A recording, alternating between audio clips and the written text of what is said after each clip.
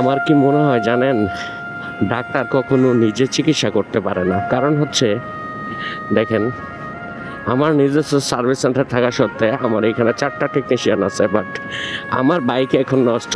আমার এখন যাইতে হচ্ছে বাইক নিয়ে শোরুমে।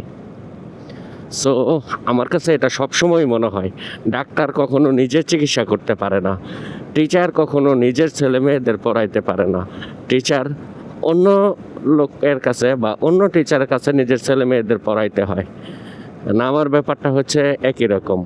এখন আমার হয়েছে বাইক নষ্ট, আমার যাইতে হচ্ছে শোরুমে।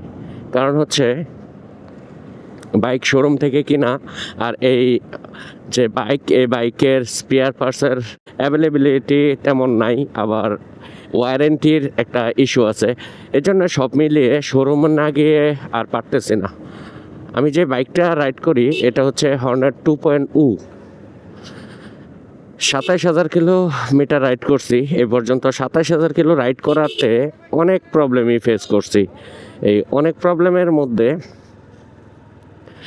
ক্লাস প্লেট এই বাইকের মেজর একটা ইস্যু। এই যে এখন যেই প্রবলেমটা আছে, আমার ক্লাস প্লেট চলে গেছে। হুট করে গাড়ির আরপিএম বেড়ে যায়, ইঞ্জিনের আরপিএম বেড়ে যায়, বাট গাড়ি ওইভাবে টান উঠতেছে না। প্রায় 90% শিওর আমি বাইকের ক্লাস প্লেট চলে গেছে, যার কারণে এরকম প্রবলেমটা হচ্ছে। এর আগে সাইলেন্সারের প্রবলেম হয়েছিল, এটা শোরুম থেকে চেঞ্জ করে দিছে। আর মিটারের প্রবলেম তো আছেই। মিটারের প্রবলেমটা হয়েছে, মিটারের ভিতরে পানি গেছে, পানি গিয়ে দেন মিটারের বিভিন্ন লাইটগুলা কেটে গেছে। সো মিটারের ওয়ারেন্টি ক্লেম করা আছে অনেক দিন আগে, বাট এখনও পর্যন্ত এটা অ্যাভেলেবেল না। দেখেন, এইরকম যদি প্রবলেম হয় এরকম একটা বাইক থেকে, তাহলে এই বাইকটা কিভাবে চালায় বলেন? এই হচ্ছে সমস্যা। যাচ্ছি হুন্ডা শোরুম মাওনাতে, দেখি এইখানে গিয়ে যে এটার সলিউশন পাই কিনা। যদি সলিউশন না পাই সেক্ষেত্রে তো আরও বিরক্ত।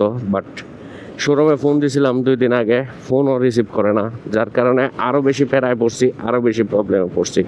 এখন এরকম হুন্ডার মতো ভালো কোম্পানির বাইকের যদি এরকম সমস্যা হয়, এরকম সার্ভিস হয়, সেক্ষেত্রে কিভাবে বাইক চালাবে বলেন?